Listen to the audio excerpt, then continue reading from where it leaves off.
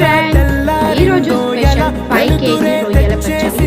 చూడండి ఫ్రెండ్స్, ఎంత కలర్ఫుల్గా ఉందో, టేస్ట్ ఎంత బాగుంటుంది. ఎలా చేయాలో ప్రాసెస్ కి వెళ్దాం. మార్కెట్ లో 5 కిలోల రొయ్యలు రొయ్యలకి ఉన్న వాటర్ లో 2 సార్లు కడిగి జాలి బుట్టలో వేసి పక్కన పెట్టుకోవాలి. అందులో ఉన్న వాటర్ అంతా బయటికి వెళ్ళిన తర్వాత ఉడికించుకునే గిన్నెలో అందులోకి కొద్దిగా పసుపు వేసి 10 నుంచి 15 నిమిషాలు ఉడికిన తర్వాత తర్వాత వేడి ఆయిల్లో రొయ్యలు కలుపుకుంటూ రొయ్యలు కలర్ మారిన తర్వాత లైట్ బ్రౌన్ కలర్ వచ్చిన తర్వాత బయటికి తీసేయాలి.